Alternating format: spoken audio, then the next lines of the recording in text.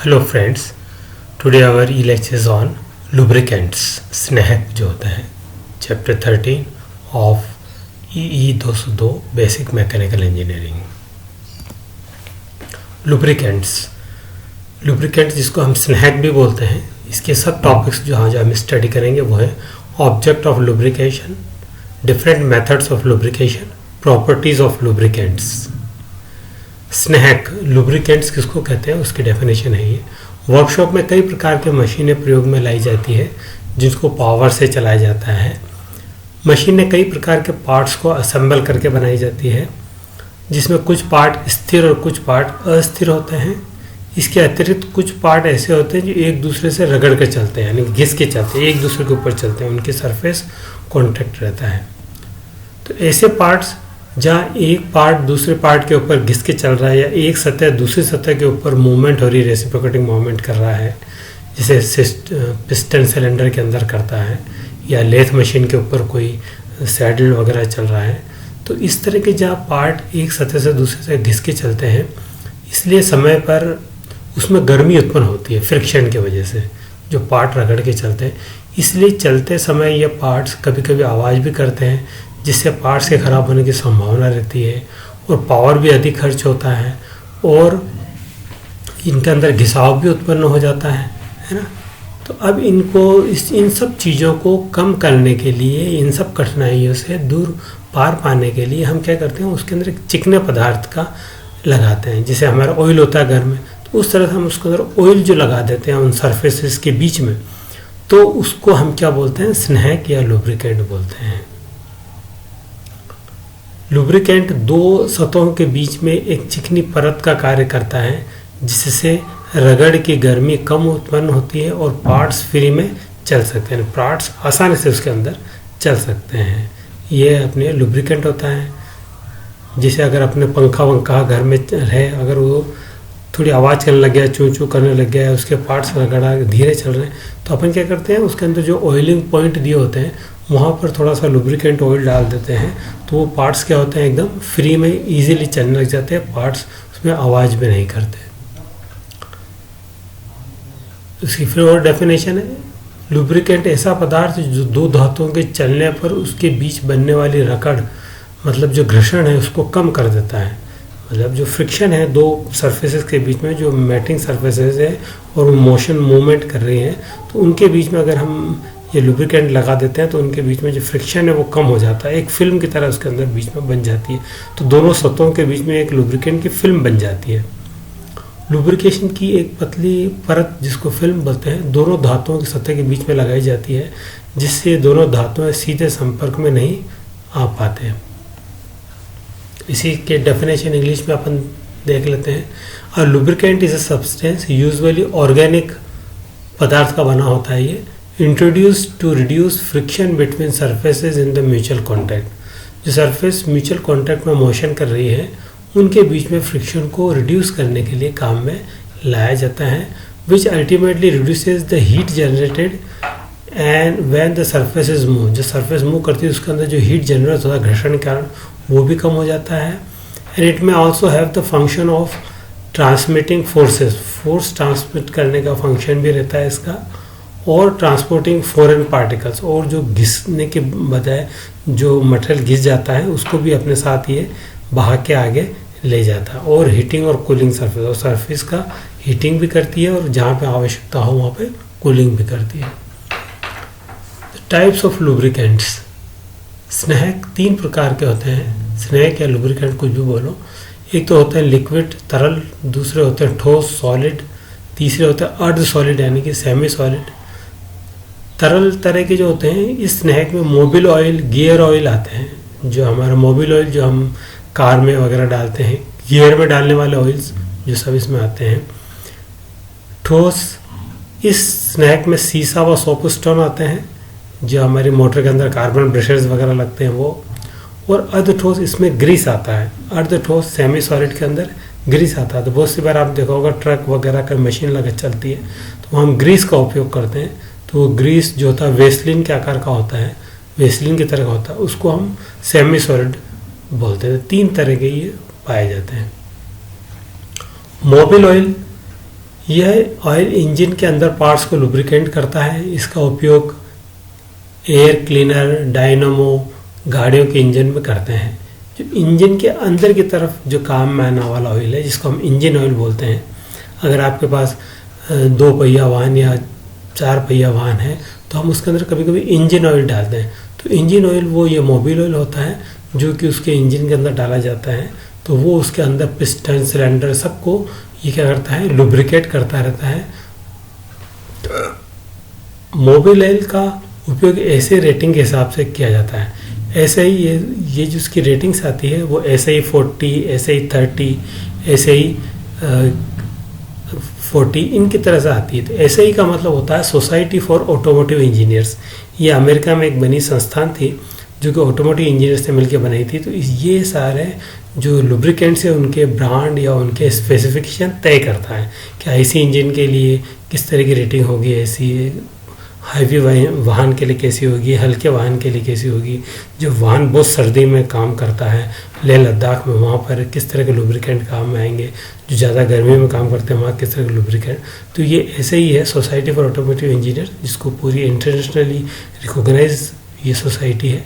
ये जो देती है, इसने नंबर दिए हुए हैं लुब्रिकेंट के SAE 40, SAE 30, SAE 10, heavy vehicles और लाइट व्हीकल, उन सब के लिए अलग अलग होते हैं। ये जो है ये दिया हुआ आपको, ये ऑयल इस तरह का ऑयल होता है जो आपको बताया गया। इस तरह का ऑयल ये लुब्रिकेटिंग ऑयल होता है जो कि इंजन के अंदर डाला जाता है। जनरली मोबिल ऑयल है, इंजन ऑयल है। ये आपको मर्सिडीज़ गाड़ी का दिया हुआ जो इस तरह की पैकिंग में आता है और अपन इंजन के अंदर खोल के उसके अंदर डाल देते हैं। तो ये इंजन में भरा रहता है और जो लुब्रिकेशन सिस्टम है, स्प्लैश लुब्रिकेशन या फोर्स लुब्रिकेशन के द्वारा ये पूरे इंजन को जहाँ जहाँ भी इसकी ज़रूरत होती है, रेसिप्रोकेटिंग पार्ट्स होते हैं, वहाँ पर ये इसको लुब्रिकेट करता रहता है। गियर ऑयल, जिस तरह से अपन बात करते हैं इंजन ऑयल की, उसी तरह गियर ऑयल भी होते हैं। अगर आपकी गाड़ी है, मोटर बाइक भी है, तो उसमें कभी कभी हम गियर ऑयल डालते हैं। जो गियर बॉक्स होता है वो पूरा ऑयल से भरा रहता है। तो जो गियर्स होते हैं वो सारे ऑयल्स में बिल्कुल चलते रहते हैं उसके अंदर। तो गियर ऑयल्स हैं, ये इंजन ऑयल से थोड़ा सा मोटा होता है, यानी कि थिक होता है। और ये ऑयल डिफरेंशियल में भी काम में आता है। तो डिफरेंशियल और गियर एक ही बात है। डिफरेंशियल में अलग तरह के गियर लगे होते हैं। तो गियर ऑयल गियर को पूरा डुबो कर रखते हैं और उनको लुब्रिकेट करते रहते हैं। फिर आता है ग्रीस। ये अर्ध ठोस प्रकार का लुब्रिकेंट है। ये काफ़ी ज़्यादा प्रचलित होता है, जैसे कि बेरिंग में लगाते हैं, शाफ्ट जहाँ घूमती हैं वहाँ लगाते हैं, व्हील में लगाते हैं। आपके जितने भी बड़े बड़े ट्रक्स वगैरह हैं उनके सब के व्हीलों में लगाते हैं। कभी कभी देखा होगा ट्रक्स के अंदर वो जो ग्रीस गन लेके जो क्लीनर होता है वो हमेशा उसके ग्रीसिंग करता रहता है। जहाँ भी गाड़ी रोक के तो हमेशा इसको ग्रीसिंग करना पड़ता है। ये आपने देखा होगा, ये मोम के आकार का होता है, जैसे आपने वेस्लिन होता है उस तरह से होता है। ये जो आपको ग्रीस का एग्जाम्पल दिया हुआ है, ये वाला, ये ग्रीस बताया गया है। अब ग्रीस में क्या क्या होता है वो उसके अंदर बताया गया है। इसके अंदर बेस ऑयल होता है और एडिटिव्स मिलाते हैं 10%, कुछ थिकनर इसके अंदर मिलाता है कि थिक वेस्लिंग की तरह हो जाए, और सॉलिड लुब्रिकेंट भी इसमें डालते हैं। जैसे मैंने बताया था आपको, सॉलिड लुब्रिकेंट में सीसा कहलाता है, ग्रेफाइट कहलाता है, वो सब पीस के इसमें डाले जाता है ताकि ये सॉलिडिफिकेशन बना रहे। सॉलिड भी होता है और लिक्विड भी होता है, दोनों होने से ये सेमी सॉलिड बन जाता है। ग्रीस के बारे में जो लिखा हुआ लुब्रिकेशन के बारे में अपन थोड़ा डिटेल में पढ़ लेते हैं। Greases are semi solid lubricants. ये सेमी सॉलिड लुब्रिकेंट्स होते हैं। They are use instead of oil. Oil की जगह इनको यूज में ले आता है। कब ले आता है? When the lubricant has a stay in one place और स्टिक टू द पार्ट। ये वहाँ ले आता है जहाँ पर कि लुब्रिकेंट को वहीं रुकना होता है। दूसरे पार्ट्स के अंदर तो लुब्रिकेंट बिल्कुल तरल होता है, तो वो एक तो चलते रहते हैं, उसको फोर्स पंप से चलाया था तो वहाँ नया हमेशा नया आता रहता है। लेकिन यहाँ पर हम ऐसे कि एक बार इसको लगा देते हैं, फिर काफ़ी दिन तक हमें वहाँ पर लगाना नहीं पड़ता है। तो वहाँ पर हम ये सा ग्रीस वेस्लिन की तरह यूज़ करते हैं। The grease will not leak out as easily as oil. ये टपकता नहीं है, लीक नहीं होता। एक बार लगा दिया तो वहीं ये चिपका रहता है। इसीलिए हम बेरिंग में एक बार लगा देते हैं तो बेरिंग में इसके अंदर वो उसके बॉल्स के अंदर ये लेता रहता है और चलता रहता है, इसलिए शाफ्ट के अंदर लगा देते हैं। तो greases are also used when the components cannot be lubricated after or one accessible during the operation. Operation के द्वारा अगर हम वहाँ पे ग्रीस नहीं लगा सकते, जैसे कि किसी फोर्स या पंप के द्वारा, तो उसी का हम एक बार ये लगा देते हैं तो ऑपरेशन में अपने आप वो तेज़ स्पीड से चल के हाई स्पीड से हाई टेम्परेचर पे ही अपने आप ग्रीस वहाँ काम करता रहता है। जैसे बेरिंग्स में है, तो बेरिंग में हम हमेशा कोई होल करके और वहाँ पर फोर्स किसी पाइप के द्वारा लुब्रिकेंट नहीं पहुँचा सकते, तो वहाँ पर हमें ग्रीस ही लगाना पड़ता है, क्योंकि जहाँ भी बेरिंग होगी वो बहुत RPM से घूमती होगी, 1000 RPM 2000, तो वहाँ पर जब घूमने वाली चीज़ के अंदर हम ये दूर से इसके अंदर लगाने में दिक्कत आती है, इसलिए हम वहाँ पर ऑयल की जगह ग्रीस का यूज़ करते हैं। ग्रीस आर थिक होता है, विस्कस होता है, and therefore unlike oil can't be pumped continuously. इसको हम किसी पंप के द्वारा पंप नहीं कर सकते, इसलिए इसको एक बार अप्लाई करके छोड़ देते हैं। Grease are used for lubrication to prevent friction, ये भी फ्रिक्शन को रोकता है, घर्षण कम करता है दो सरफेस के बीच में, एंड वियर को, फ्रिक्शन कम करता है, और वियर मतलब घर्षण के से जो घिसाव होता है उस घिसाव को रोकता है। टू प्रोटेक्ट अगेंस्ट कोरोजन, और जंग नहीं लगने देता। To provide seal from dirt, हाँ ये एक इम्पॉर्टेंट काम है जो शायद दूसरा ऊपर लिक्विड वाला नहीं कर सकता। ये डस्ट से उसको सील करता है इक्विपमेंट, ये पूरा लगा देता तो डस्ट इसके अंदर नहीं जा पाती, तो डस्ट से सीलिंग का काम भी ये करता है। और वाटर से भी, अगर जैसे तेज़ बारिश आ रही है तो बारिश में भी क्या होगा, वो पानी उसके अंदर वहाँ तक नहीं जा पाएगा, तो ये डर्ट और वाटर से सीलिंग का काम भी करता है। इसका इम्पोर्टेंट गुण है। To provide lubrication that does not leak or drip off the surface which is supplied, और ये वहाँ पर लगाया जाता है जहाँ पर ये लीक नहीं हो और वहाँ से नीचे तरल पर गिरे नहीं। जैसे कि ऊपर पार्ट है वहाँ हमने लगा दिया तो ये जब तक ख़त्म नहीं होगा उसी पर चिपका रहता है ना। तो ये इसकी क्वालिटी की वजह से ग्रीस का उपयोग और बहुत ज़्यादा किया जाता है। And to lubricate for a long time without breaking down, लंबे समय तक अगर लगाना है, एक बार लगा कर हम छोड़ देते हैं तो काफ़ी दिनों तक चलता रहता है, तो वहाँ पर ये लुब्रिकेशन बहुत ही उपयोगी होता है। फिर उसके बाद ग्रेफाइट, हम आते हैं सॉलिड लुब्रिकेंट की तरफ। तो ये शीट में हमने क्या बताया कि सॉलिड लुब्रिकेंट क्या होते हैं। तो ग्रेफाइट जो होता है कार्बन का, वो ग्रेफाइट या लेड, ये सब क्या है, कार्बन भी है, ये सब सॉलिड लुब्रिकेंट्स कहलाते हैं। तो graphite is used as a lubricant due to इस स्लिपरी नेचर, इसकी जो परमाणुओं की सतह वो इस तरह से बनी होती है, अरेंजमेंट इस तरह से होता है कि इनकी एक स्लिपरी सतह होती है, ये इजीली हट जाती है, तो वो एक चिकनाहट की तरह काम करती है।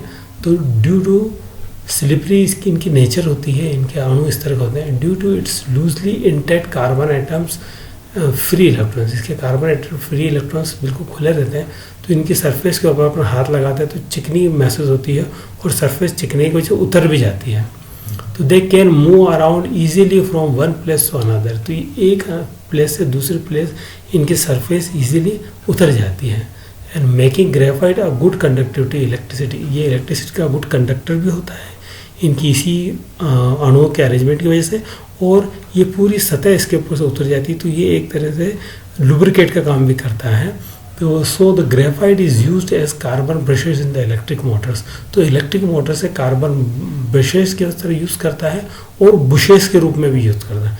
ब्रशेज और बुशेज में फ़र्क है, ये कार्बन, ये बुशेज, बुश लगे हुए हैं, और इसी तरह से हम जो इलेक्ट्रिक मोटर होती है उसके दोनों तरफ कार्बन ब्रशेज लगे रहते हैं, तो वो उसको लुब्रिकेट भी करते रहते हैं, और उससे ये हाई इलेक्ट्रिक कंडक्टर होता है, तो उससे ये क्या करते हैं, बिजली भी लेते रहते हैं, बिजली भी उस तक पहुंचाते रहते हैं जो रोटर होता है।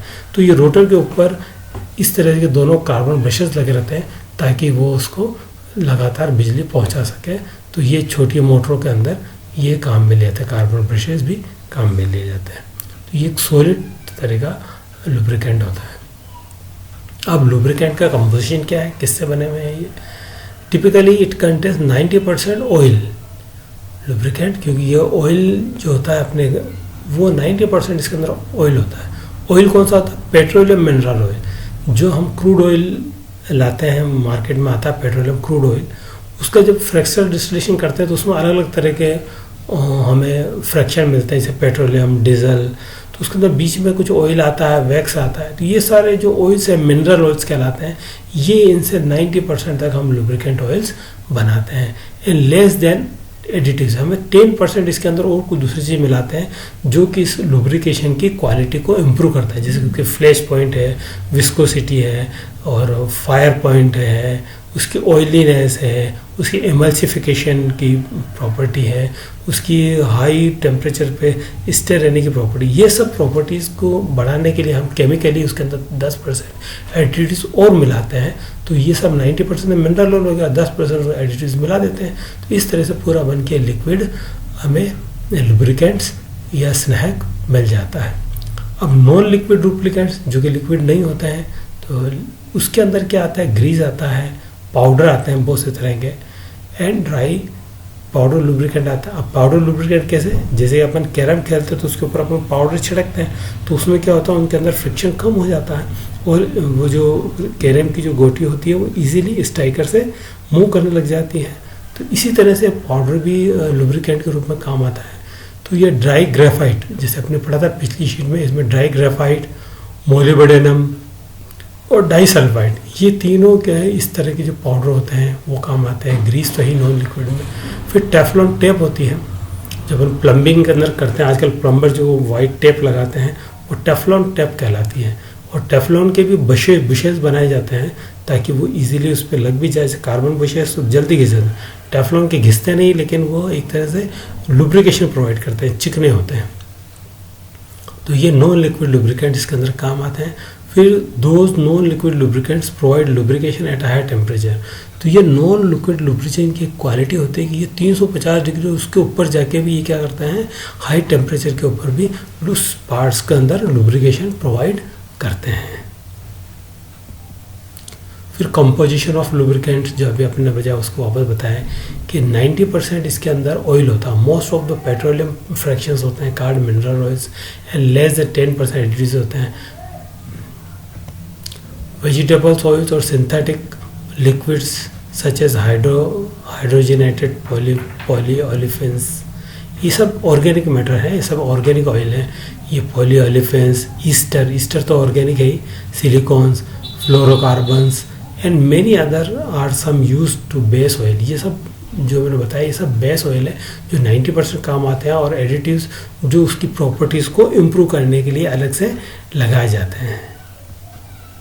ये आपको बताया इस तरह का लुब्रिकेशन होता है इसका कंपोजिशन में। बेस ऑयल में mineral oil, synthetic hydrocarbons, plant based oils, plant यानी कि जो पौधे पर आधारित ऑयल होते हैं उनको भी इसमें यूज लेते हैं, जैसे जेट्रोफा है या इस तरह के हेहोबा है, इस तरह के जो पौधे होते हैं उनसे निकलने वाले ऑयल को भी हम इसमें यूज़ में लेते हैं। अदर सिंथेटिक फ्लूइड्स, ये सब मिला के 90% बेस ऑयल बनते हैं ना। और फिर उसके बाद एडिटिव्स हम जोड़ते हैं उसके अंदर, जो क्वालिटी, जैसे कि एंटीऑक्सीडेंट जोड़ दिया तो जल्दी हवा में आने से ख़राब नहीं होगा, उसकी स्टेबिलिटी बढ़ जाएगी। एंटी फॉर्म, उसके अंदर झाग नहीं बनने वाले, ऐसे एडिटिव्स डाल देते हैं इसके अंदर जो झाग नहीं बनाएंगे उसके अंदर। डिस्पर्जेंट नहीं हो, वो अपने आप टूटे नहीं।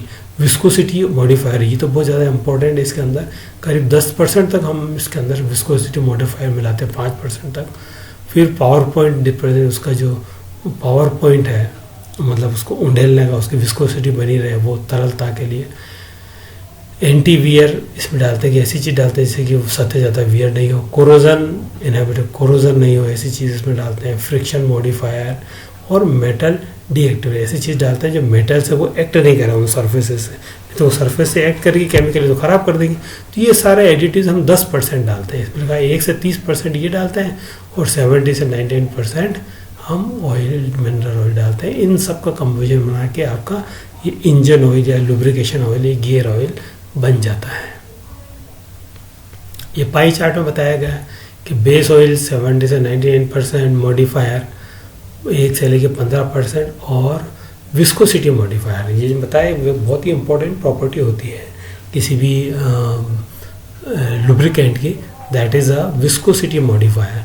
तो विस्कोसिटी मॉडिफायर 15% तक करते हैं और बाकी सारे एडिटिव्स जो हमने पिछली शीट में पढ़े थे वो सब 1 से 30% होते हैं। टोटल मिला के ये पाई चार्ट बताएगा किस तरह से इसका कंपोजिशन होता है। फिर एग्जांपल्स ऑफ लुब्रिकेंट्स, लुब्रिकेंट कौन कौन से एग्जांपल हम बोलें तो common example of the internal lubricants. Internal lubricants वो जो कि किसी भी मशीन में हम अंदर ही रहता है, उसके मशीन के अंदर ही, उसके अंदर नीचे सम्प में भरा रहता है और उसके अंदर एक पंप लग के अपना आप उसके अंदर चल के करता है। इंटरनल लुब्रिकेंट्स में कौन से आते हैं? फैटी एल्कोहल्स, फैटी एल्कोहल्स जो सारा ऑर्गेनिक मैटर, ईस्टर्स जो सारे नेचुरली ईस्टर्स को भी हम ऑर्गेनिक मैटर बोलते हैं। ये लो स्टेरिफिकेशन वाले, हाई स्टेरिफिकेशन वाले तो नहीं, सिर्फ स्टेरिफिकेशन लो हो। And EVA wax, EVA wax इसके अंदर लेते हैं। तो ये सारे जो है ये हमें इंटरनल लुब्रिकेंट्स के रूप में काम में आते हैं। Different company different brand names बनाती है, जैसे शेल बनाती है ना। तो इस तरह से बहुत सी कंपनियां हैं जो अलग अलग तरह के अपने ब्रांड नेम से बनाते हैं, लेकिन बेसिक कंपोजिशन उनका ये होता है।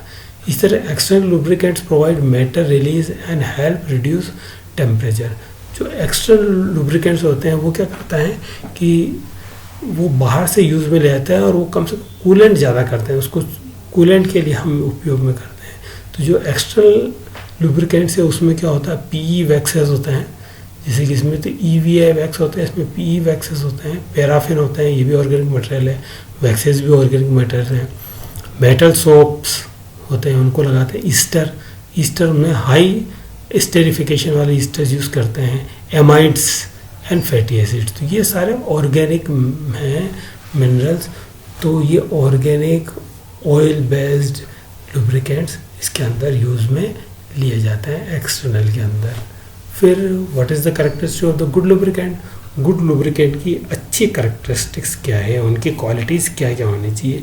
एक अच्छे लुब्रिकेंट के अंदर, एक अच्छे स्नैक के अंदर कौन कौन से गुण होने चाहिए? तो ये हमने कुछ करीब यहाँ पर 7 बताया, 7 पॉइंट्स। पहला था high boiling point and low freezing point. Boiling point ज़्यादा हो और फ्रीजिंग पॉइंट बहुत लो हो, यानी कि वो बहुत तक इसकी रेंज बढ़ जाएगी, इसकी रेंज बढ़ जाएगी। काम करने की रेंज क्या होगा? बॉइलिंग पॉइंट बहुत ज़्यादा, बॉइलिंग पॉइंट माना हमने 1000 डिग्री सेंटीग्रेड है और फ्रीजिंग पॉइंट 0 नहीं करके -35 है, तो -35 तक वो नहीं जमेगा और 1000 डिग्री कम, तो इतना 1000 से 1035 डिग्री तक वो काम कर सकता है उसके बीच में। तो इस तरह से अगर उसका हाई बॉइलिंग पॉइंट और लो फ्रीजिंग पॉइंट हो तो in order to stay liquid within a wide range of temperature, तो ये टेम्परेचर की रेंज बताता हमें।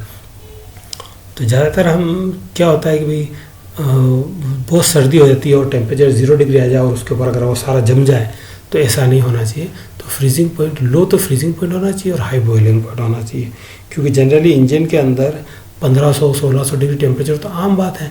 तो ये कम से कम 1000-2000 डिग्री टेम्परेचर तक तो हाई होना चाहिए और फ्रीजिंग में -10-20 डिग्री टेम्परेचर तक रहे तो इसकी रेंज बढ़ जाती है।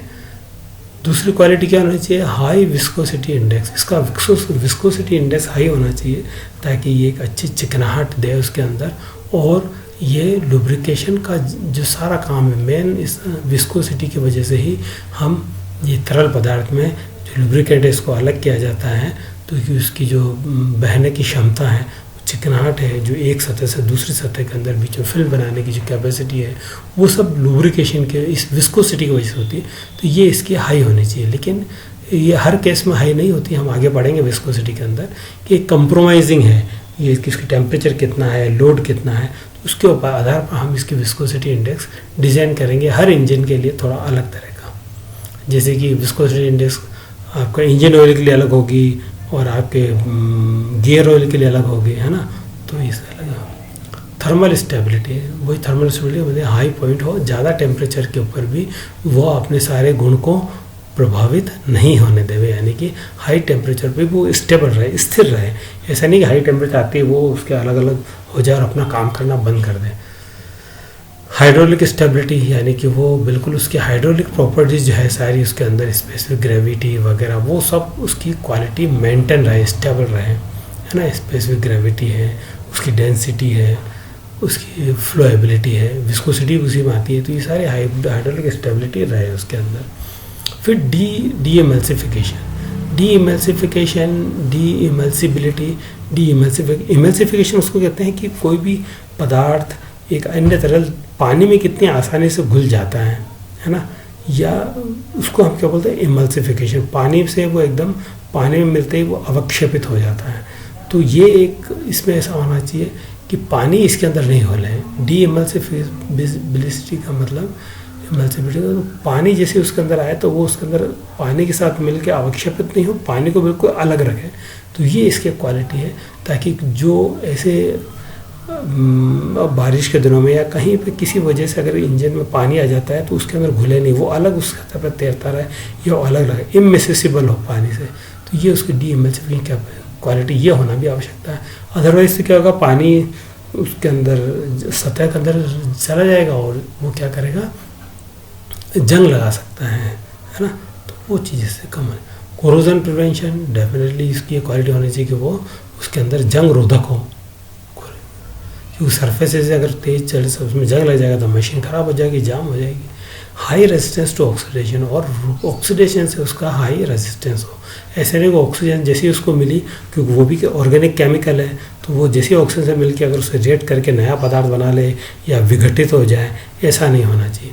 तो ये सारी क्वालिटीज़ उसके अंदर 7 क्वालिटीज़ होगी, तभी वो अच्छा गुड लुब्रिकेशन कहलाएगा, लुब्रिकेंट कहलाएगा।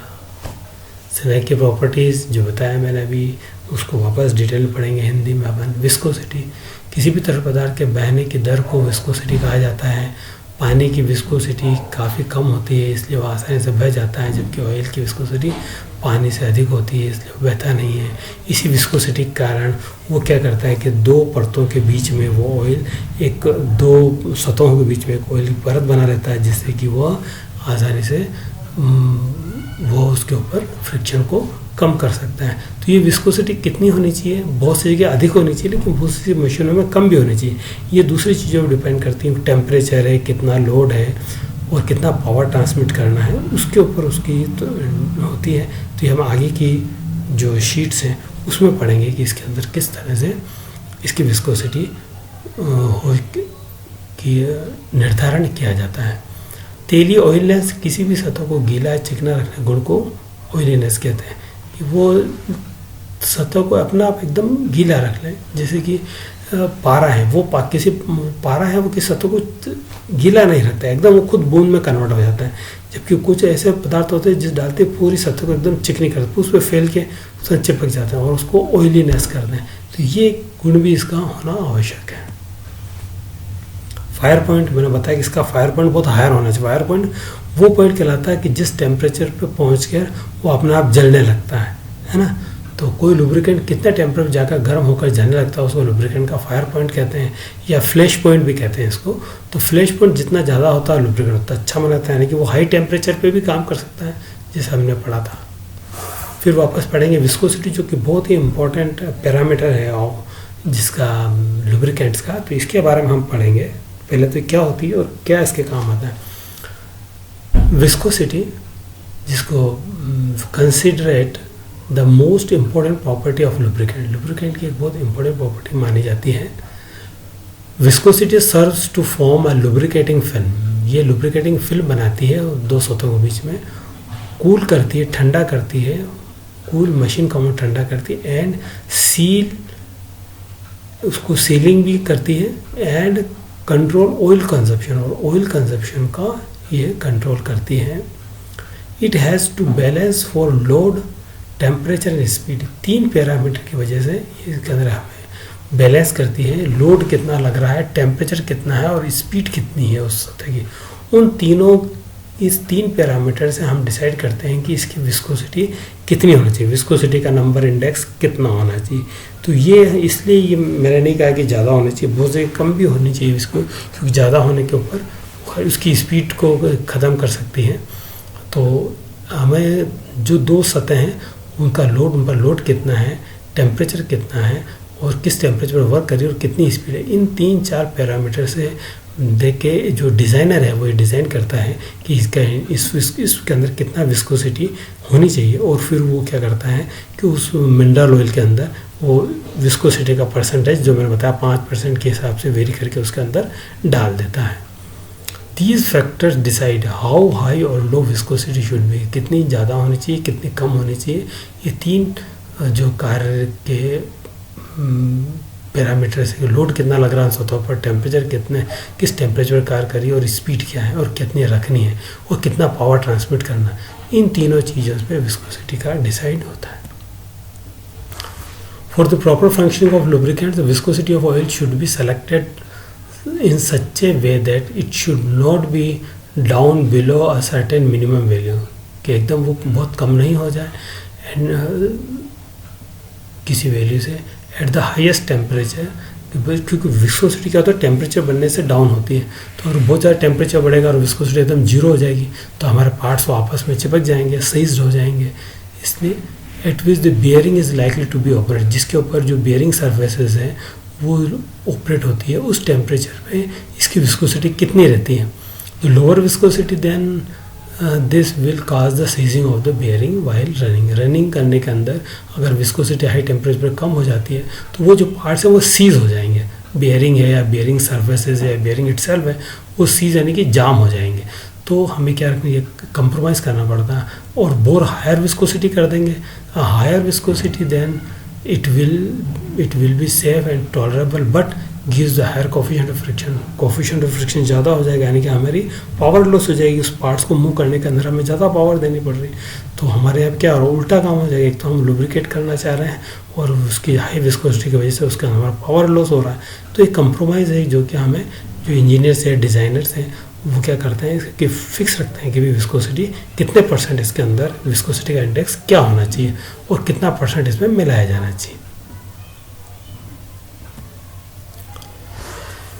अब हम आते हैं बेनिफिट्स ऑफ लुब्रिकेंट्स। लुब्रिकेंट्स लगाने के क्या क्या फ़ायदे हैं वो बताएं कि दो पार्ट्स के बीच में होने वाले वियर को कम करता है। घिसाव जो होता है नेचुरली जब एक सतह दूसरे सतह के ऊपर चलती है और तेज़ आरपीएम में चल रही है तो उसके अंदर घिसाव होगा, घिस जाएगी। तो अगर घिसाव होता है तो वो वियर होता है तो उसको ये कम करती है। तो हमारे मशीन के पार्ट्स लंबे समय तक चलते हैं। लुब्रिकेशन रगड़ कर चलाने वाले पार्ट्स का टेम्परेचर और आयतन बढ़ने से रोकते हैं, क्योंकि उसका टेम्परेचर बढ़ने से कूलिंग करता है ये, उसका टेम्परेचर नहीं बढ़ेगा। तीसरा, घर्षण के कारण होने वाली आवाज़ को कम करता है। अब तेज़ आवाज़ आती है और जैसे ही हमारे पंखे में तेज़ आवाज़ आती है हम उसमें लुब्रिकेंट डाल देते हैं तो पंखा आवाज़ करना बंद कर देता है। तो ऐसी मशीन है, मशीन अगर चल रही है उसके अंदर इंजन है, अगर वो बिना लुब्रिकेशन चलेगा तो उसकी आवाज़ तेज़ होगी, क्योंकि जो मेटिंग सर्फेसेस है घिस के चलने वाले सर्फेसेस वो तेज़ शू शू की आवाज़ करती है। तो अब उसके अंदर डालने से उसकी आवाज़ कम हो जाती है और ये पार्ट्स को जंग लगने से बचाता है ना। लुब्रिकेशन सिस्टम, अब लुब्रिकेशन करते हैं कैसे हैं। लुब्रिकेंट तो होते हैं, तो लुब्रिकेंट लगाने की ऑटोमेटिक सिस्टम होते हैं। तो दो तरह के सिस्टम मेनली हम यहाँ पढ़ेंगे कि स्प्लैश लुब्रिकेशन और force feed lubrication. Splash lubrication जैसे मान पड़ा एकदम उछाल, जो लुब्रिकेशन है उसको किसी कंपोनेंट के द्वारा उछाला जाता है तो उछल के वो चारों तरफ फैल जाता है उसके अंदर इंजन में और सब जगह पहुँच जाता है, उसके छिड़काव करते हैं। तो और फोर्स लुब्रिकेशन में मतलब हम क्या करते हैं कि इसके अंदर एक छोटा सा पंप लगाते हैं। वो पंप क्या करता है, लुब्रिकेशन को सम्प में से खींचता है और जहाँ उसको चाहिए वहाँ वो धीरे धीरे उस पंप से बूंद करके या धीरे धीरे धारा छोड़ के उसको लुब्रिकेट करता रहता है। दोनों प्रणाली के बारे में थोड़ा सा विस्तार से अध्ययन करेंगे हम।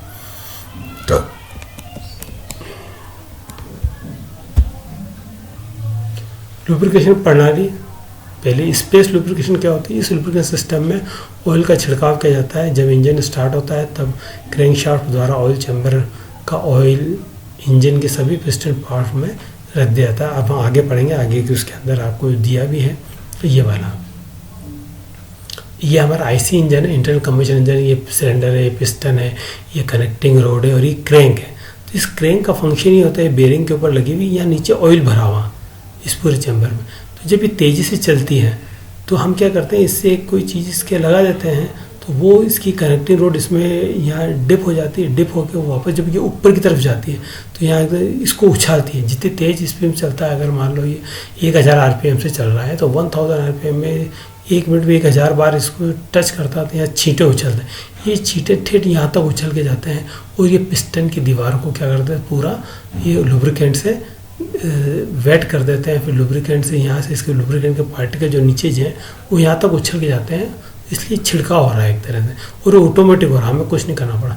यहाँ से ऊपर तक पहुँचता है ये पिस्टन रिंग से और ये पिस्टन को पूरे को यहाँ पर क्या कर रहा है, बिल्कुल लुब्रिकेट कर रहा है। तो ये एक सिस्टम है जो इंजन के अंदर, आईसी इंजन के अंदर काम, इसको स्प्लैश लुब्रिकेशन बोलते हैं। दूसरी प्रणाली क्या है, फोर्स लुब्रिकेशन। इस प्रणाली में एक ऑयल पंप को लगाया जाता है। जो ऑयल पंप का काम ऑयल चैम्बर में, नीचे ऑयल चैम्बर में भरे हुए जो लुब्रिकेंट है उसको प्रेशर के साथ जहाँ जहाँ लुब्रिकेंट की आवश्यकता वहाँ ये भेजकर पूरे सिस्टम को लुब्रिकेट कर देता है। ये बताया मैंने आईसी इंजन का, जो अपने मोटर बाइक स्कूटर में होता है वो आईसी इंजन इस तरह से होता है। यहाँ पे हम नीचे जो है 2 व्हीलर में, 4 व्हीलर में सब में इस तरह से होता है। यहाँ नीचे इंजन ऑयल भरा रहता है, इसको अपन इंजन ऑयल बोलते हैं, जो अलग से डालते हैं। वो यहाँ पर ये जो तेज आरपीएम चलती है 1000 बार आरपीएम, इसको भी एक ही पोजीशन में बताया गया है। तो ये जब बार बार इसको लगती है इसकी सतह पर, तो यहाँ पानी उछलता है और इसकी छींटे उछलने से यहाँ पहुँच जाते हैं। इस तरह से ये हर बार इसके अंदर कुछ बूंदे यहाँ पहुँच के और उसको लुब्रिकेट करते रहते हैं। इसको स्प्लैश लुब्रिकेशन करते हैं। स्प्लैश मतलब जैसे पानी के अंदर पत्थर फेंकते हैं और पानी उछलता है, उसको स्प्लैश बोलते हैं। ये फोर्स लुब्रिकेशन का सिस्टम है। ये हमारा मान लो पूरा कोई सा भी इंजन है, उस इंजन के अंदर नीचे यहाँ पे क्या है, ऑयल भरा हुआ है सब में। यहाँ से हाई प्रेशर से ऑयल क्या करता है, ऑयल फिल्टर से लेके ये यहाँ पर यहाँ पूरी जगह भेजता है। यहाँ से ये जो ऑयल पंप है, ये ऑयल पंप क्या करता है, यहाँ सिस्टम से क्या करता है, ये इंजन के नीचे अब ऑयल भरा रहता है। ऑयल लेके ये पहले इसको छानता है, फिर छानने के बाद ये पंप करता है, पंप करके ये इंजन में भेजता है। अब इंजन में जहाँ जहाँ भी इसको जाना है वहाँ ये चला जाता है। बेयरिंग में है, कनेक्टिंग रोड में है, वहाँ ये जाता है, फिर वापस काम करके यहाँ नीचे इकट्ठा हो जाता है। तो एक से फिर वापस इसको लेते हैं, ये इसको फिल्टर करता है। फिल्टर करने के बाद, फिल्टर करना बहुत ज़रूरी है क्योंकि इस इंजन में, पूरे इंजन में जाने के बाद जहाँ जहाँ भी घिसने वाले सतह पर आता है वहाँ जो डर्ट होती है छोटी, या जो घिसने से जो पाउडर बनता है 2 सतह, वो सब इसमें आ जाता है। तो इसलिए ये थोड़ी दिन बाद ये इंजन ऑयल काला पड़ जाता है, क्योंकि हाई टेम्परेचर के ऊपर जाता है। हाई टेम्परेचर के ऊपर पहले तो बिल्कुल इंजन ऑयल सही होता है, बाद में उसमें कार्बन पार्टिकल्स आ जाते हैं। तो हम यहाँ से इंजन ऑयल निकाल के नया इंजन ऑयल भर देते हैं। अगर आपको पता हो, आपकी 4 व्हीलर 2 व्हीलर गाड़ी हो तो सबसे पहले ये फिल्टर करता है। फिल्टर करने के बाद ये फोर्स पंप करता था कि उसकी स्पीड बढ़ा दे और फिर हर जगह ये वो नली से पहुंचा जाता है। बाद में वो अपना पूरा काम करने के बाद नीचे वापस सम्प में लौट आता है। तो ये फोर्स सिस्टम कहलाता है। ये फोर्स सिस्टम का वो लाइन डायग्राम था पिछले बार वाला, कैसे काम करता है, और ये एक्चुअल डायग्राम है कि ये नीचे यहाँ ये स्टेनर ये लगा हुआ है। स्टेनर मतलब कोई फिल्टर लगा हुआ है। ये फिल्टर ये पूरा वेट सम्प पूरा भरा हुआ है। यहाँ से ये पंप लेता है, सक्शन करता है ना। सक्शन करने के बाद फोर्स करके ये आगे बेयरिंग में या और भी आगे एक और दूसरा फिल्टर लगा रहता है। यहाँ फिल्टर पहुँचा के दूसरे इंजन में पूरा पहुँचाता है। इंजन में सब जगह जाने के बाद वापस अंत में वो नीचे आ जाता है। और ये जो एक प्रेशर रेगुलेटर लगा हुआ है, हम देखते हैं किसने प्रेशर से आगे जाना। पंप के बाद प्रेशर रेगुलेटर लगा हुआ है, तो वो देखता है कितने स्पीड से ये आगे की तरफ जाना है। उस तरह से हम ये इसको भेजते हैं। तो ये एक force weight sump lubrication system. Lubrication system के विभिन्न भाग होते हैं, जैसे कि सम्प है नीचे जहाँ पे इकट्ठा रहता है, स्टैंडर्ड जो जाली लगी रहती है, बेल्ट होता है, oil pump, oil filter, oil pressure gauge और ऑयल गैलरी। ऑयल सम्प वही इंजन के निचले भाग में लगाया था जहाँ ऑयल इकट्ठा रहता है, भर दिया था, जो ऑयल को भरने की जगह है एक तरह से। फिर स्टैंडर्ड, इसमें लगा हुआ एक सम्प में एक स्टेम ऑयल लगा रहता है। इसका मुख्य कार्य ऑयल में रखे ऑयल को छान कर भेजना। स्टैंडर्ड मतलब जाली, छलनी, एक छलनी लगी रहती है ताकि ऑयल को पंप तक छान कर जाए, ताकि पंप उससे डैमेज नहीं हो, उसके अंदर जो डर्ट और जो पार्टिकल्स आ गए हैं। बेल्ट यानी कि पंप से जुड़ी होती है, जो पंप को चलाने का काम आती है। ऑयल पंप, ये इंपॉर्टेंट होता है कि ऑयल पंप अलग तरह से बने रहते हैं, डिफरेंट टाइप के ऑयल पंप होते हैं। और ऑयल पंप का काम ये होता है कि ये सम्प से उसको खींच के शक करके और आगे फोर्स तेज स्पीड से, तेज प्रेशर से आगे भेजता है जहाँ जहाँ हमें उसको भेजना होता है लुब्रिकेशन करने के लिए। तो ये डिफरेंट टाइप के आते हैं। ऑयल पंप 2 पार्ट होते हैं, एक तो इनलेट पोर्ट और दूसरा आउटलेट पोर्ट। इनलेट पोर्ट से मतलब वही नली नहीं होकर इनलेट पोर्ट होता है, इससे ऑयल अंदर आता है, और आउटलेट पोर्ट से जो है वो ऑयल बाहर निकलता है। ये वैसे ही पंप होता है जैसे अपना पानी का पंप होता है। ये सक्शन सेंसर और डिलीवरी सेक्शन होता है, इसलिए यहाँ पर इनलेट पोर्ट और आउटलेट पोर्ट कहा गया है। ऑयल सम्प बता दिया। फिर उसके बाद ऑयल फिल्टर, ये ऑयल फिल्टर को फिल्टर करता है। जब ऑयल इंजन के भागों तक पहुँचता है तो पार्ट्स के टकराने के बाद ऑयल फिल्टर के बारे में पढ़ रहे थे। तो ऑयल फिल्टर, जब इंजन ऑयल जो होता है वो इंजन के अंदर जाता है, उनके पार्ट्स को ठंडा करता है, उनको पूरा वेट करता है, तो वहाँ से उसका अपने साथ डर्ट और जो कार्बन पार्टिकल या और भी कुछ साथ में वो लेके आ जाता है। तो पार्ट्स हम तक पहुँचते उसमें कुछ कण भी आ जाते हैं, महीन कण, जिसके कारण ऑयल को फिल्टर करने की आवश्यकता होती है। इसलिए ऑयल फिल्टर को लगाते हैं। ऑयल फिल्टर 3 प्रकार के होते हैं, कार्टिज टाइप होते हैं, एज टाइप और सेंट्रीफ्यूगल टाइप होते हैं।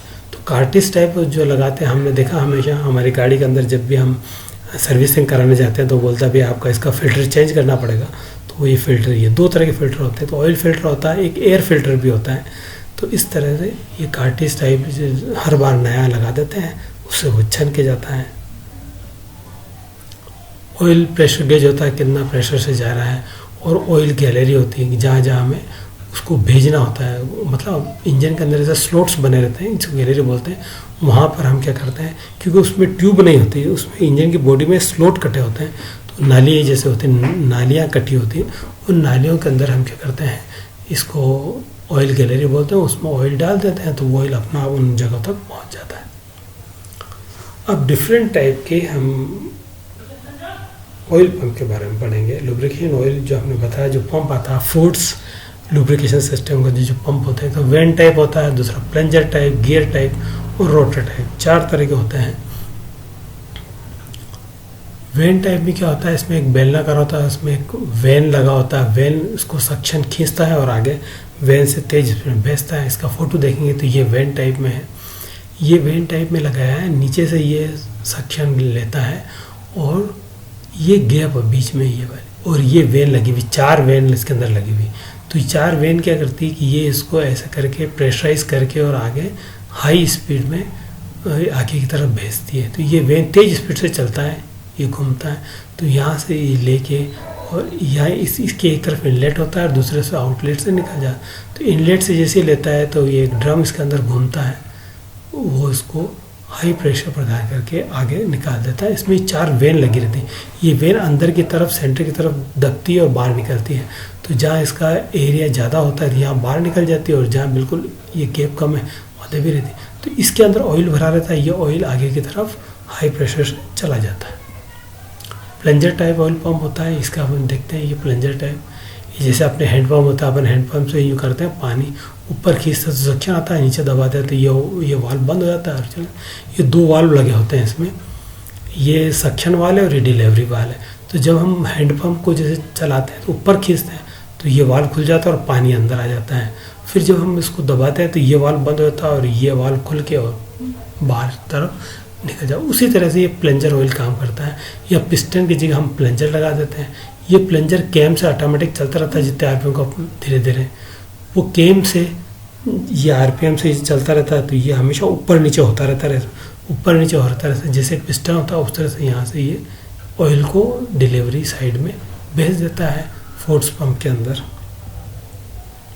Gear pump, gear oil pump जैसे बिल्कुल आपको बताया गया है, यहाँ से ये लो प्रेशर साइड है, ये हाई प्रेशर है, गियर 2 गियर लगा आपस में मैच किया हुआ है। ये जब इस तरह से चलते हैं गियर कैसे, ये इधर से यूँ चलेगा तो ये एंटी क्लॉकवाइज, दोनों अलग अलग डायरेक्शन में चलते हैं, मैश कर रहे हैं इसलिए। तो इधर से यहाँ पे क्या होता है कि लो प्रेशर साइड होती है, यहाँ से ऑयल अंदर की तरफ जाता है, अपने सम्प से ऑयल आएगा, इधर ऑयल आके फिर ये इसको ले जाएगा, इधर ले जाएगा, यहाँ से ऑयल ले जाएगा, इधर ले जाएगा। तो यहाँ पे ऑयल का प्रेशर कम है और यहाँ ऑयल का प्रेशर ज़्यादा हो जाता है। तो ये ऑयल फिर आगे दूसरी जो पाइप्स में या उसकी गैलरी में चला जाता है, और जहाँ उसको लुब्रिकेट करना है वहाँ जाके पहुँच जाता है। रोटर टाइप, ये इस तरह का होता है, ये अंदर ये जहाँ पहले अपन ने वेन टाइप पढ़ा था उस तरह ये रोटर टाइप होता है। ये रोटर होता है, ये रोटर इसके अंदर घूमता है और इनके बीच में अलग अलग जगह होती है। तो ये पहले यहाँ से ऑयल लेता है, यहाँ बिल्कुल कम जगह है, यहाँ इसकी ज़्यादा जगह, यहाँ ज़्यादा जगह, तो यहाँ से ऑयल को लेके हाई प्रेशर पे आगे की तरफ डिलीवर करता है। तो रोटर चलता है, वेन की जगह रोटर चलता है, रोटर जो है सब पूरा घूमता है और ये जो ऑयल को है वो हाई प्रेशर प्रदान करता है ताकि ये आगे इंजन के अन्य पार्ट तक पहुँचाया जा सके। अब व्हाट इज़ द पर्पस, उद्देश्य क्या है साहब इनके स्नैक के। तो ऑब्जेक्टिव्स ऑफ द लुब्रिकेंट्स, इनका पहले होता है keep moving parts apart. Moving part को एक दूसरे से मिलने से रोकता है, उनके बीच में फिल्म बना देता है। उससे क्या होता है, उनका घिसाव कम होता है, उसमें फ्रिक्शन कम हो जाता है और हमें उनको चलाने में कम पावर लगाना पड़ता है। तो ये इसका मेन और पहला उद्देश्य होता है कि दो जो मेटिंग सरफेसेस हैं, जो रेसिप्रोकेटिंग सरफेस कर रही है, मिल रही सरफेस जो मोशन में है, उनके बीच में एक पतली फिल्म बना देना। दूसरा रिडक्शन इन फ्रिक्शन। नेचुरल जब ये फिल्म बनाया था उसके अंदर रिडक्शन हो जाता है, फ्रिक्शन के अंदर घर्षण को कम करना है इनका काम होता है। हीट को ट्रांसफ़र करना है, क्योंकि जब मेटिंग पार्ट्स एक दूसरे को मिलते हैं तो उसमें हीट उत्पन्न होती है, तो ये क्या करता है, उनसे हीट को कम करता है, कूलेंट करता है। अदरवाइज़ क्या, ज़्यादा हीट होने से, कंटिन्यूसली हीट बढ़ने से वो पार्ट डैमेज हो सकता है, ख़राब हो सकता है। तो ये हमेशा क्या करता है, उसको कूलेंट की तरह काम करता है, हीट ट्रांसफ़र कर ले जाता है वहाँ से। कैरी अवे कॉन्टामिनेट्स एंड डेब्रीज, बिल्कुल सही है। जो कॉन्टामिनेट वो घिसने के ऊपर एक सतह दूसरे के ऊपर चलती है या कुछ कार्बन वगैरह आ रहा है, तो वो पार्टिकल्स को, जो फॉरेन पार्टिकल को वहाँ से डेब्रीज को आगे बहा के ले जाती है अपने साथ, ताकि वो अगर उसके साथ वहीं डेब्री वहीं रहे और वो रेस्पिरेटिंग सर्च चलती रहे, तो उसमें वियर आउट बहुत ज़्यादा होता है, एकदम बहुत जल्दी वियर हो जाता है। कोई भी बारीक से बारीक कण भी अगर दो सरफेसेस के बीच में रहता है तो ज़्यादा वियर नुकसान पहुंचा सकता है। इसलिए करता है कि उनको अपने साथ बहा के ले जाता है, कैरी अवे करता है, और वो नीचे सब आके इकट्ठी होती है, फिर फिल्टर से हम उसको छान लेते हैं तो डेब्रीज निकल जाती हैं। तो कम से कम उनके पार्ट्स को कम नुकसान पहुँचाती है। फिर प्रोटेक्ट अगेंस्ट वियर, जैसा कहा, डेब्रीज से चली जाती हैं और उसके अंदर फिल्म बन जाती है, तो उसके अंदर सतहों का वियर नहीं होता है ना, वियर यानी कि घिसाव उनका कम हो जाता है। फिर प्रिवेंशन ऑफ कोरोजन, नेचुरली अगर ये वो पूरी स्नैक उसके अंदर लगा रहेगा, ऑयल लगा रहेगा, तो उसके अंदर जंग नहीं लगेगा, जंग रोधक हो जाएगा वो। सील और ग्रेसेस, ये फॉरेन पार्टिकल्स के लिए सीलिंग का काम भी करती है। और गैसेस, जो गैसेस है वो उससे बाहर नहीं निकलती, क्योंकि गैसेस क्या करती है कि दो सतहों के बीच में जो बारीक जगह थी वहाँ से लीक आउट हो जाती है। लेकिन अभी उसके अंदर तो हमने एक फिल्म बना के लुब्रिकेंट लगा दिया, तो वो गैसेस भी उससे लीक नहीं हो पाती। तो यही कारण है कि आईसी इंजन के अंदर जब हम स्प्लैश लुब्रिकेशन करते हैं तो जब वो उसका एग्जॉस्ट होता है तो गैस उसके नीचे से नहीं निकलती और गैस एग्जॉस्ट वाल्व से ही बाहर निकलती है। तो ये सीलिंग भी करता है गैसेस की। एंड ट्रांसमिट पावर ट्रांसमिट तो करता ही है, एक से दूसरे जाती है। बहुत सी बार क्या करते हैं अपन, ये जो ऑयल होता है, ये जैसे अपने ब्रेक ऑयल जो होता है 4 व्हीलर में, तो वो क्या करता है, उसके अंदर यही होता है, हम एक पेडल लगाते हैं तो वो सारा पावर आगे सब ड्रम को ट्रांसमिट कर देता है।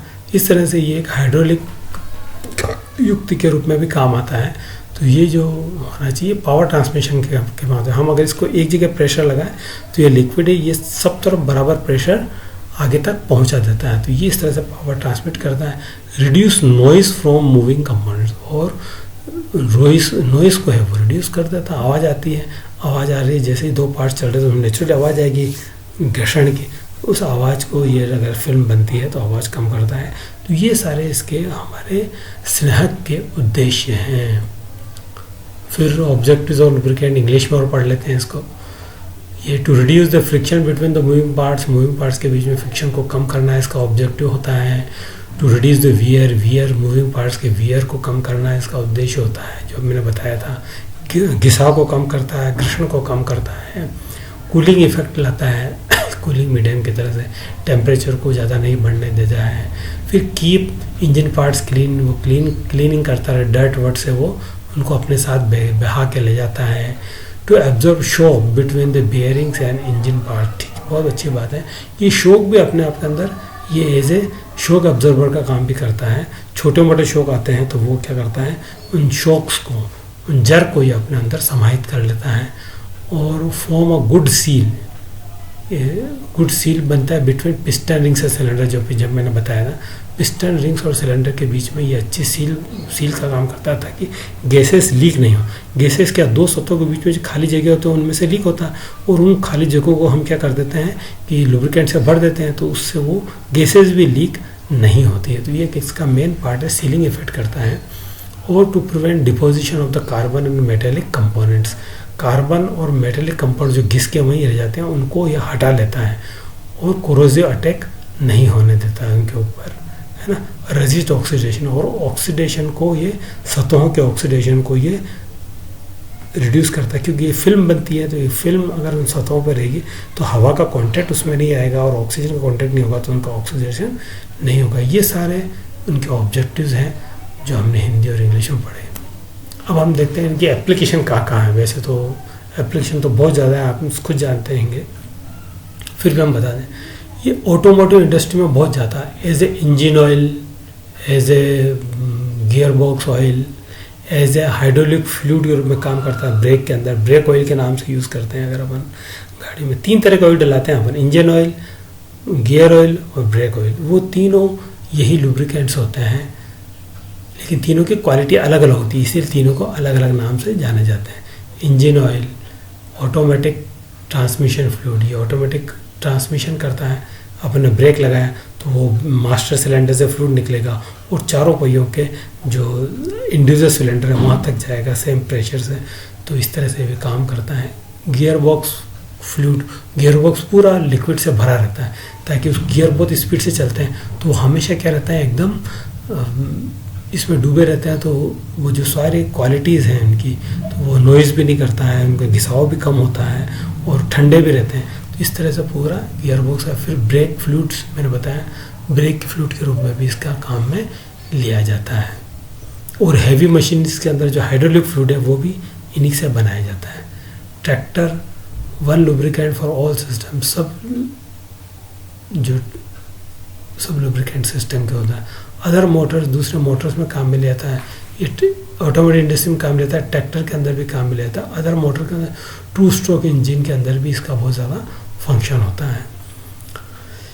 इंडस्ट्रियल हाइड्रोलिक ऑयल्स के रूप में इसका काम में लिया जाता है, हमने बताया होइस्ट के अंदर या सब जगह उसके अंदर इसका काम में लिया जाता है। एयर कंप्रेशर के अंदर इसका काम में लिया जाता है, एयर कंप्रेशर ऑयल का, क्योंकि एयर कंप्रेशर के अंदर भी रेसिप्रोकेटिंग पिस्टन सिलेंडर होते हैं, कनेक्टिंग रोड, तो वहाँ पर भी मूविंग सर्फेसेस होती है, वहाँ पर इसका काम लेता है। गैस कंप्रेशर में भी इसका काम में लिया जाता है। गियर ऑयल्स, बेयरिंग के लिए, bearing and circulating system oils के लिए यूज़ किया जाता है। रेफ्रिजरेटर कंप्रेशर में भी ये, क्योंकि रेफ्रिजरेटर कंप्रेशर में हार्मेटिकली सील्ड होता है वो कंप्रेशर, वो पूरा ऑयल से भरा रहता है, बिल्कुल पैक अंदर, तो इसलिए ये सब वहाँ पर इसका उपयोग होता है। एविएशन में होता है, हवाई जहाज और उसके अंदर, और मरीन के अंदर भी होता है, क्योंकि इन सब में जहाँ इंजन और मैकेनिकल या मूविंग पार्ट्स होते हैं वहाँ पर लुब्रिकेशन की आवश्यकता होती है। हम कहें तो और भी आगे बताना चाहें तो जैसे वर्कशॉप है, वर्कशॉप में जो लेथ मशीन है, टर्नर मशीन है, मिलिंग मशीन है, उसके अंदर पूरे के अंदर ये चलता रहता है। फोर्स पंप होता है, ये बिल्कुल दिखता रहता है। पार्ट्स के ऊपर भी जहाँ टर्निंग हो रही है उन पार्ट्स के ऊपर भी ये चलता रहता है ना। तो इस तरह से इसके बहुत सारे उपयोग है, इंडस्ट्री में बहुत ज़्यादा उपयोग में लिया जाता है। आप देखेंगे मार्बल इंडस्ट्री में पूरा पानी से मार्बल इंडस्ट्री तर रहती है, चलता रहता है, उसमें जहाँ कटिंग होती है, जहाँ भी कटिंग होती है वहाँ कटिंग फ्लूइड या यही वाला लुब्रिकेशन ऑयल हमेशा हर जगह काम आता है। जनरली जहाँ मशीनों के अंदर जहाँ कटिंग होती है वहाँ कटिंग ऑयल लेते हैं, लेकिन उसका भी कंपोजिशन लगभग इसी तरह का होता है। This is all about your lubrication. Thank you very much for listening. And आप चाहें कोई प्रॉब्लम है तो मेरे को इस नंबर पे कांटेक्ट कर सकते हैं 9461401694। You are most welcome. I think आपको ये समझ में आया होगा।